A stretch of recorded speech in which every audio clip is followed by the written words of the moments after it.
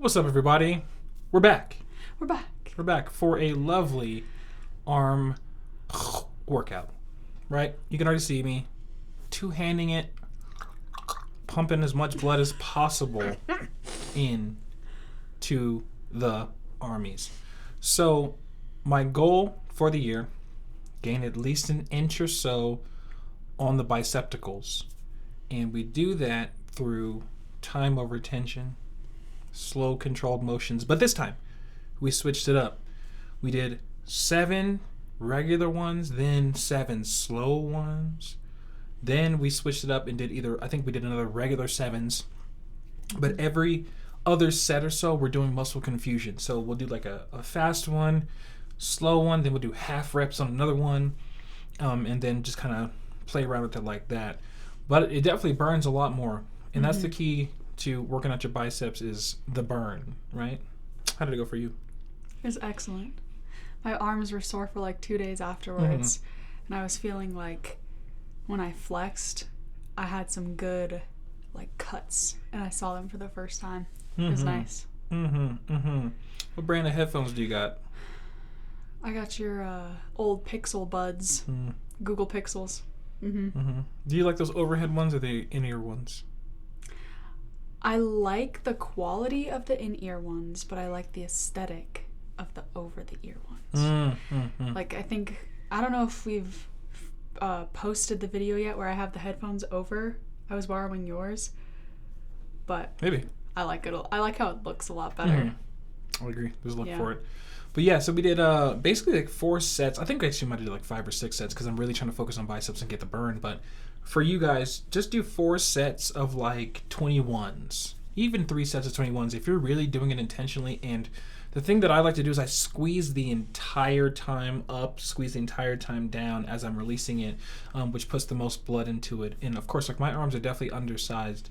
So during the course of these vlogs, you'll be able to see them steadily growing in size, in cutness and ripness. I think I'm still about 211, right? 6 foot, 211. I think body fat's probably still sitting around the 8%, maybe even 9% now because we've been eating, right? Trying to get a little bit more weight on. Because after working out with some of our bodybuilding friends, I felt undersized. Right. Was that you or me? No, it was you. That's not that sassy. You. Anyway, we're definitely gonna leave that in. They probably couldn't even hear it. You know they heard it. I cannot wait to rewatch this. If I heard it here, they heard it here. I cannot wait to rewatch this. I started to go crazy. How was the food? It was excellent. Good. Meal prepped for 4 hours yesterday. Yeah, and it shows. Yeah. Audibly. We see the cool Nutri-Shop, little supplement They have shop. the coolest bottles. I do like their bottles for sure. It's like the pre-workout. That's like, I think that we're back to using Headstrong, right? We'll have to get back to you on that. I think it's Headstrong pre-workout. And it's like their orange sunrise or something, pineapple sunrise. So you have the BCAAs from there. That's peach ring flavor. Peach ring flavor, And then you have gummy bear flavor of pre-workout, but I'm not sure of the brand right now. Okay. But it has really high tingles. Oh, beta-alanine. Yeah. Yeah, beta-alanine for sure. So we did the preacher curls. We did the 4 sets of that. Now we switched over to cable hammer fists. I like the cables obviously because there's tension all the way up, tension all the way down. And I'm still doing the really squeezing hard up and down. We're still doing the muscle confusion where we do regular one, then we do the slow one. You can see me doing the slow one right now. That one's going really well. The lighting is impeccable, very cinematic. We like it.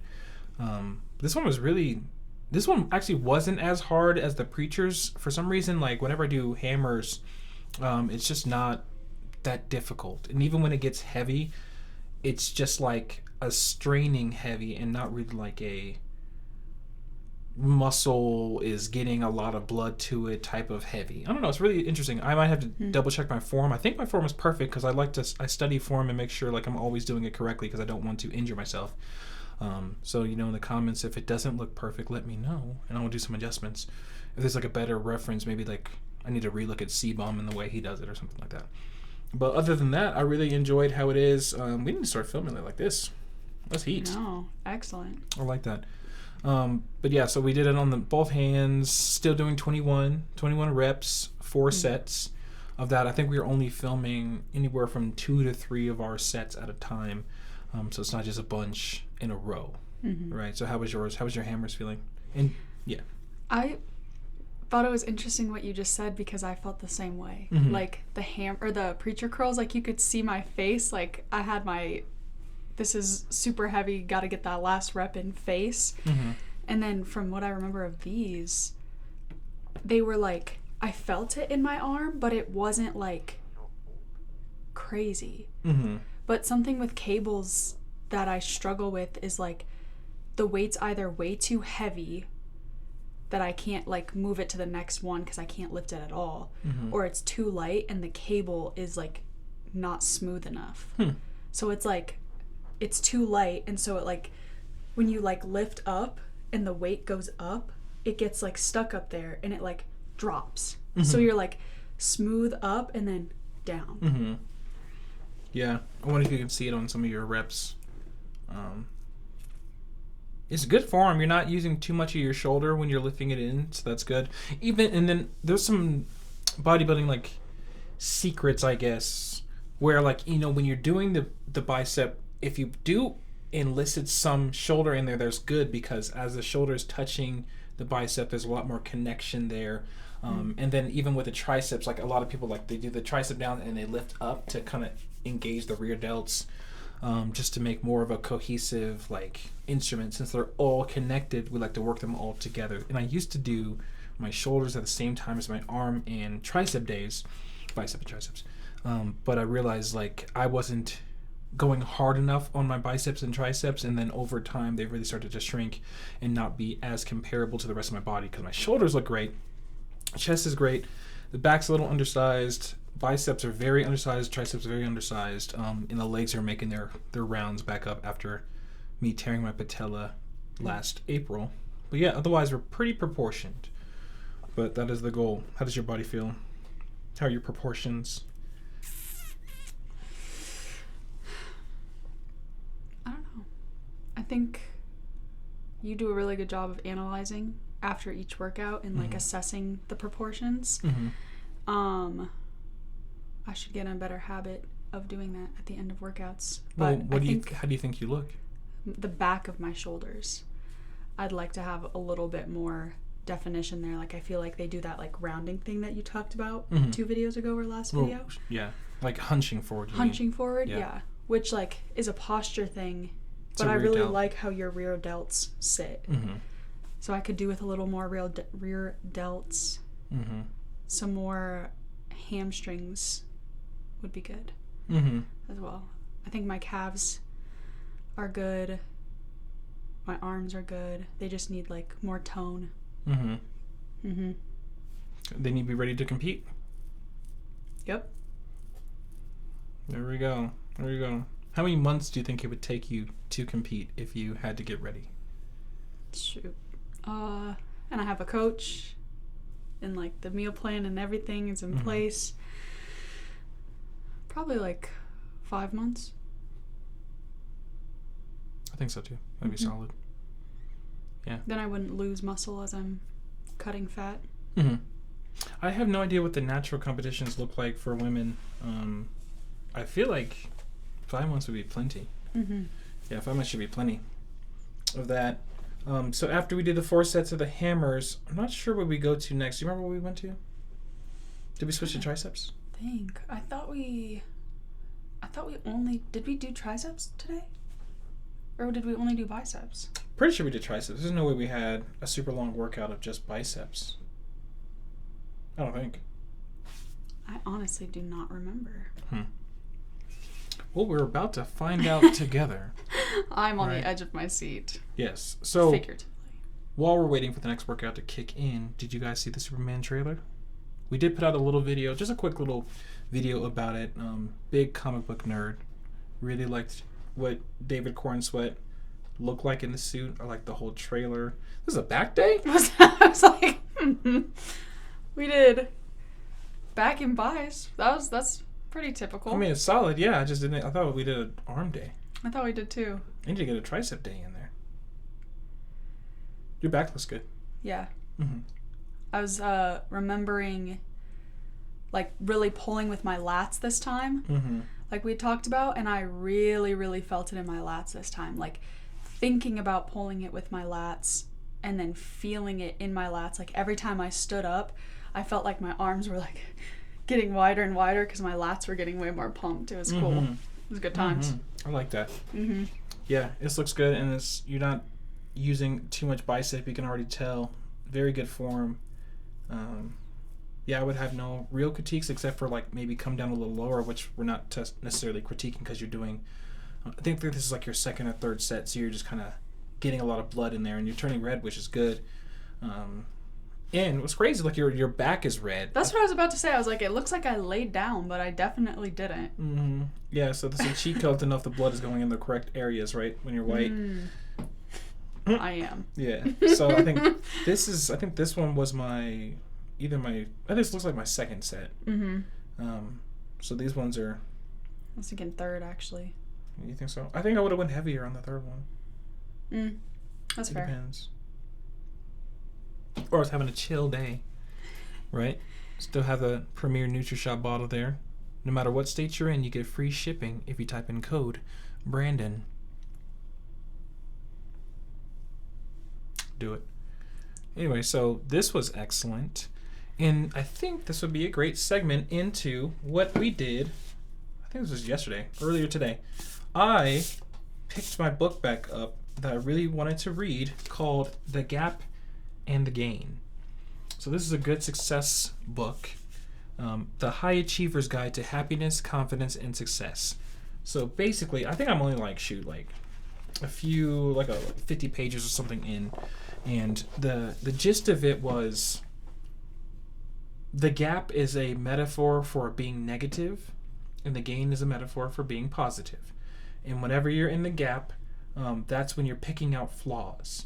So let's say, like, if I was going to critique Olivia in a gap, I'd be like, oh, her arms, this, and she's not going down low enough, mm-hmm. instead of understanding that, like, where she started to where she is now, or how she did her first rep to now is such an improvement, and look how hard she's working. Look how that would be a gain side, is like, look how hard and look how much gain she's made, and look how much effort she's putting in, and I could and then bodybuilding I think would be very beneficial if you read the gap and the gain, because as you work out, it's really difficult to not get body dysmorphia to some degree, where you're supposed to pick an image.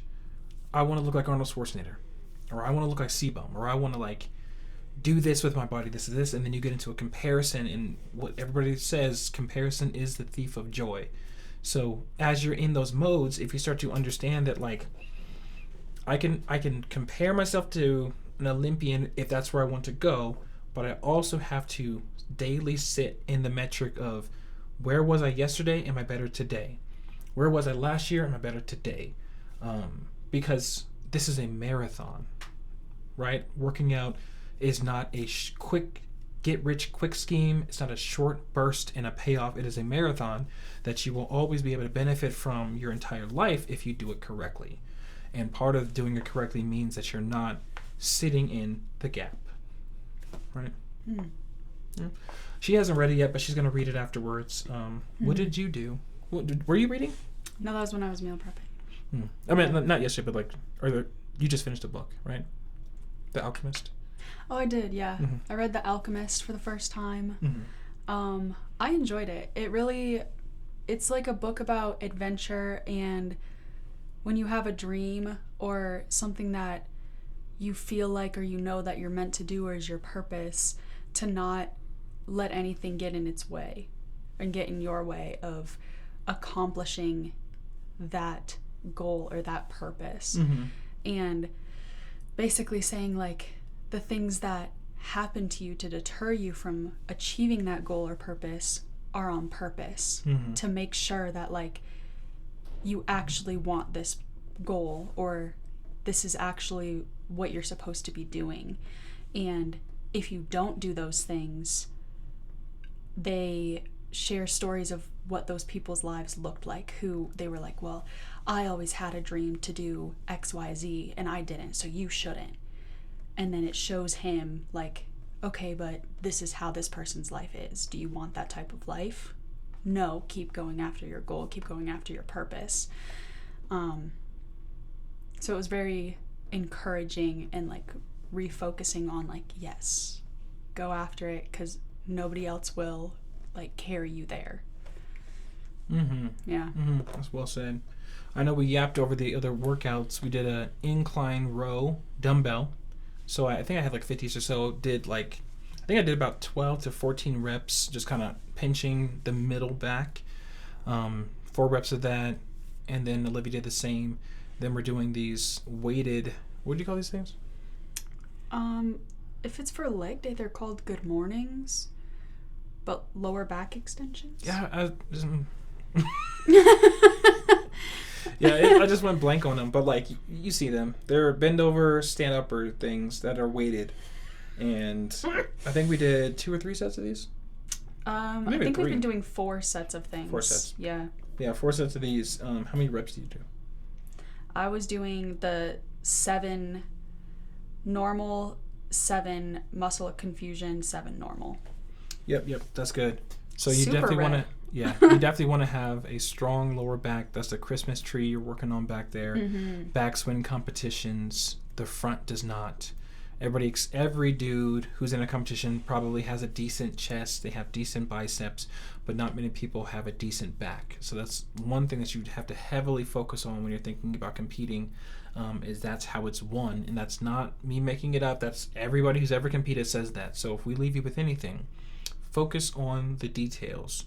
Focus on the things that the minute details that nobody else focuses on. If you focus on those, you'll be that much better than everybody. Don't just focus on the chest. Don't focus on the biceps. Focus on the rest.